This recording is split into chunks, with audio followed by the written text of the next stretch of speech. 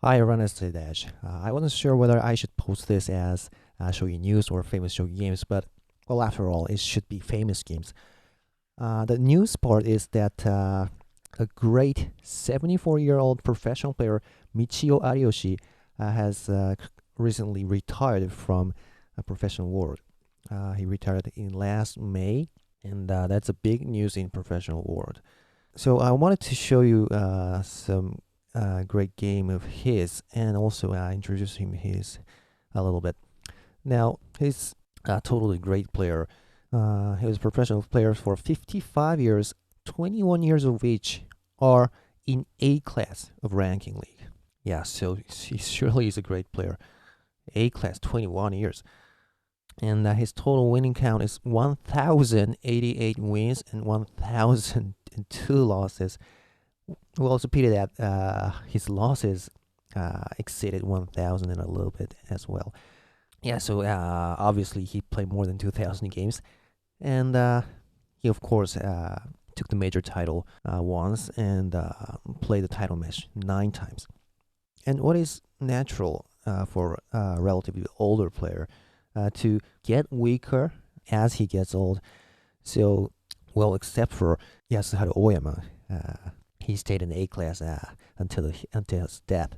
But that was 60 some years old, right? But Ariyoshi is 74. And, well, after his 21 term A class participation, he started falling down classes, B1, B2, C1, C2. And in professional player rules, if he drops out of C2 class when he's older than 60, he has to retire. He's forced to retire. So that's why he retired this year. He dropped out of C2 class finally.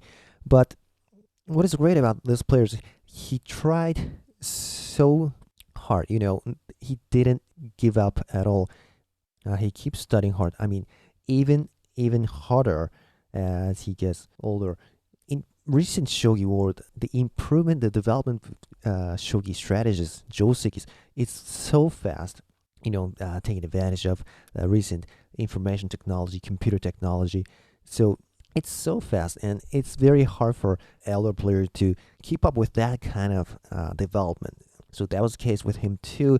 He says he's not good at handling computers, but he covered that disadvantage with his eagerness. He tried studying harder. Trying to take in the idea of younger professional players. He studied, he practiced with young professional players, and he could stay in ranking league as many as in 74 years old. So, yeah, it's a big news. He retired. So let me now show you one of his famous games.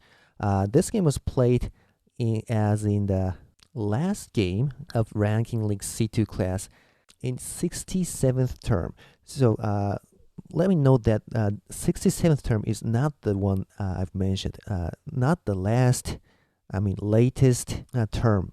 The latest term is 68 term, the one he retired. Oh, and also 69 term has already started, actually. And what I'm going to show you is 67 terms. And in that term, too, Ariyoshi was on the verge of being forced to retire at the last game. So playing black here is Ariyoshi, and playing white is Issei Takazaki. And if Ariyoshi loses this game, he might be forced to retire. So, a lot of media were paying attention to this game.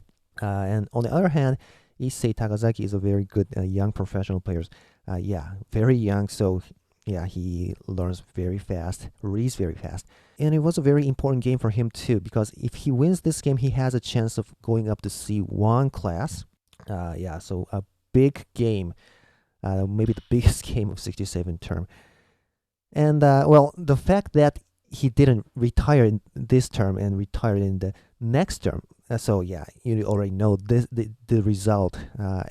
Ariyoshi actually won this game, beating this young professional player, and stayed in C2 class. So that's why I think this game was so big. And he shows some very cool move in this game too. that no one could think that he's a 74 years old. 73 at the time, I don't know.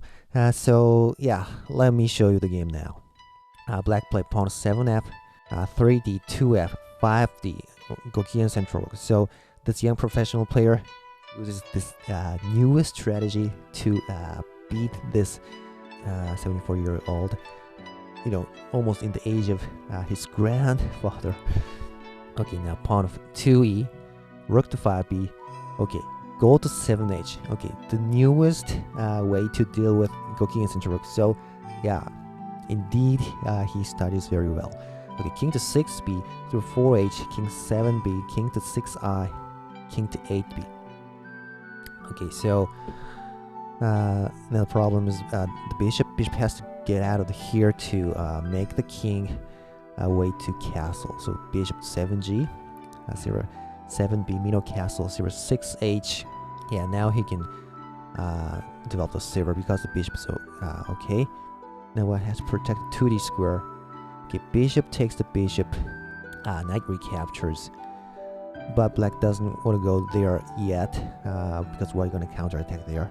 So black plays pawn of 6f, go 3b, king 7i, rook to 5a, 6g, 4b, edge pawn 9f, 9d, and pawn to 7e, taking the vanguard position on the king's head. Great idea. Okay, pawn 8d, white is going for silver crown. Go to 5h, silver 8c, silver 5i. Interesting idea. He's gonna make his own own castle harder when compared to white's camp, where gold and silver are away from the king. Okay, go to 7b, half silver crown, silver 6h, and rook to 2a. Okay, so Takazaki is clearly trying to use the latest strategy against Ariyoshi. Maybe he thought that's the best way to beat him. But yeah, Ariyoshi is okay. He has already studied this latest strategy very well, and also he's even adding his own idea here. King to 8h, just keeping the king safe. And at this position, in this white's formation is actually trying to take out this pawn on 2e with the knight in the next any time. Yeah, it loses material, but now if the rook recaptures, I can keep pushing this pawn to penetrate the black's camp. So that's white's idea. So he's going to do that, but Ariyoshi calmly let the king escape here and let white do that attack. Well, Ariyoshi's playing style is often called, fireball style, which means he's going to just keep his king very hard, very solid in his castle, and then attack. That's his style. Attack very fiercely. So maybe he's going to do that. Okay, Takazaki didn't actually take the pawn here. Silver to 5c. But look at this. The silver is now floating here, so maybe white can't attack yet. Now black calmly pushes the pawn up to 1f. Well, he's just waits here, but this pawn push actually means a lot. Okay, now Takazaki couldn't wait anymore. He now went ahead, knight to 2e. But the silver is floating here, is that okay? Okay, black takes. White pushes the pawn to 2d. Rook goes back, but he chose 2f. This is interesting because now white can now even push that pawn, of course. But rook to 3f. Now this is a very interesting idea. Getting away from that file and maybe going to take this pawn in the next move, which solves the problem of pawn shortage on p10. So actually white played bishop to 4e, attacking the rook and also protecting the pawn. So rook to 4g and bishop promotes. Now this is a very interesting part. What should black do here? Well, he calmly kept pushing the pawn up 1e. He just waited. Well, so interesting. Now white actually tries to get the knight in lands, right? So white actually did that, but yeah, the silver on 5c is floating, so it wasn't a very good idea. Bishop drop on 1g, attacking the silver, so white has to take it, and knight can get away. Okay, this is the first part. Okay, but white drops a bishop again, attacking the lance. Okay, so this is the position where we saw a great move by Ariyoshi. Well, he doesn't have a pawn. What is he gonna do? It was knight drop on 2c. Cool, unbelievable. You know, if he takes a rook, bishop, skewer on 4a, has to defend with a rook. Well, rook 3c is out of question. The knight can take this pawn. So maybe 2b. Yeah, black can sack the bishop, promoting the rook, attacking the rook, and attacking the silver that is floating. So it's a disaster for white. So actually he can't take the knight with the rook. What about with the gold? Rook can promote, attacking the silver. Interesting. So actually this knight is blocking the rook, which means the knight can now take this pawn on the next move. Yeah, but this knight itself is not doing it's not a big deal. It's just attacking the lance. So white just took the knight lance on 1i, but black now take the knight take the lance on 1a, and rook recaptures. And the next one is a very big move. Knight can now take the pawn on 2e, and it's of course threatening to promote a sack on here 3c, after followed by gold takes and bishop drop on 2b, forking the rook in gold. So white plays rook to 2a, but this time black has a pawn, so he can do that again to 2c. Once again, white cannot take it. Okay, now horse to 3g, attacking the rook. Knight promotes to 1c. Horse 2f, pawn recaptures. Okay, rook runs in advance to 6a, so pawn can promote. Gold runs, and promoted knight approaches with 2c. So now black has broken the left wing of white's camp, and basically this position is better for black. A little bit better for black. The attack with the promoted piece is going to come shortly, so white has to find a way to attack faster than that.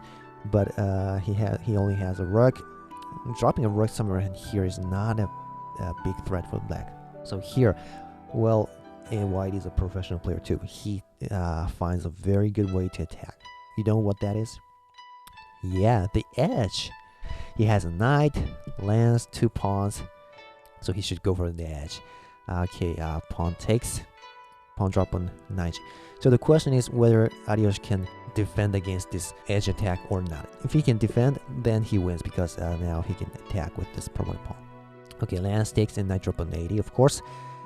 And well, one way was to keep defending with lance drop. That's one thing. But he replied with his strongest way, lance to 9f. Yeah, it seems alright. But Takazaki comes up with a desperate attack. It's not so desperate, it's very powerful. Pawn drop on 90, pawn takes, silver recaptures. It has to take it, and lance recaptures. Okay, now black's king is a bit in danger. Yeah, well, white's gonna drop a rook, for example. So you might think you should drop a pawn to somewhere here to protect, but Ariyoshi didn't do that. Well, this is the most exciting part. He didn't defend, nor he did not attack. What he did was push the pawn up to 8f, as if saying, just do it. Just do it. I'm gonna deal with it. You know, it's kind of passing the turn and let him do it. You know, if the knight is being attacked, he has to keep attacking, right? Before this knight is gonna be taken. So it's just saying, just do it. So yeah, he has to do it. Rook drop, king runs, and a powerful pawn drop on 9g. You know, if you take it with a knight, the rook can promote a check-in and not very comfortable. But Ariyoshi has a good idea here. Silver recaptures, making an escaping route for the king. So knight takes, and well, rook promotion isn't good enough. King can run, and Takazaki agreed it's not enough. So white played lance drop on 8g. Yeah, adding another piece to attack. Well, it's not so. It's not a good idea to take it. Of course, it's totally in danger. So, well, here's the Last great move from Ariyoshi. Bishop drop on 6c. Securing these pieces and also aiming at this square, the weak point of the king's head, because the silver is gone. Okay, so now this means that the white has to now promote the rook here. Okay, king runs, and the lance is being attacked, so yeah, he could only promote it. And it seems it's a strong attack too, but the thing is, it's not a threat mate, it's kind of two initiatives mate, but not so effective two initiatives mate. Maybe black can anytime later try to defend and make the number of the moves longer, for example, from 2 to 3 initiatives mate. And on the other hand, white's king is actually in danger too. You know, black has so many pieces, so he dropped the lance to 8c. Great sacrifice. If white takes it, bishop drop on 9a, for example, and if takes it, threat mate, and actual black's king is not in a threat mate. Well, it looks like a threat mate, but Ariyoshi has read carefully, it's not a threat mate. Yeah, if you know, silver drop, I can run, bishop drop, I don't know, maybe gold 4b blocking, and taking the gold 2 is not a mate. So this is not a good idea to take the lance. So Takazaki escape the king to 7a. Now what's next? Promoted pawn to 3b. At this position, a very, very good move. Well, because if the gold runs, now taking the knight and dropping the silver becomes a threat mate, while black's king is not a threat mate. So that's why this attack is good. You know, because of this gold, white lost an escaping route to this way. So now this is a threat mate, taking the gold and dropping to 8c, followed by dropping a bishop, for example, taking the rook or taking this pawn on 7c. You know, this is a wall on 5b. So actually, white couldn't save his gold. So white desperately pushed the pawn up to 60, trying to get up the attacking source, the bishop. But black then dropped the silver to 8b. Well, the thing is, he cannot take it. Takes it, you can drop the gold and then take the gold on 4b, which is a threat mate. So he couldn't take the silver, so the king ran to 6b. But then taking the gold here was another threat mate, and white, well, just simply took the bishop at last. But of course, Ariyoshi knows that if he does that, it's going to be a mate. Lance up in 60. Like if king takes bishop drop. Yeah. Simple checkmate. So gold takes, but bishop drop on 7a, and look in this move, Takazaki resigned. If king runs this way, silver 8a, checkmate. If rook takes it, yeah, it's a checkmate. So, well, this was a great move. Ariyoshi beat this young professional player and stayed in the C2 class for the next 68th term. Incredible. And you know, Takazaki couldn't go up to C1 class actually, but well, the thing is, in the next year, 68th term, I mean the last term, Takazaki became second in this league and actually went up to C1 finally. So he's playing in C1 in this year, and Ariyoshi will drop out of C2 and has just retired. But I'm sure he is going to be in the Shogi world, keep being in the Shogi world, you know, contributing to domestic Shogi popularization to children and so on. So there's no doubt that he's going to stay as a great player. Okay, so hope you enjoyed the video. Thanks for watching. See you next time.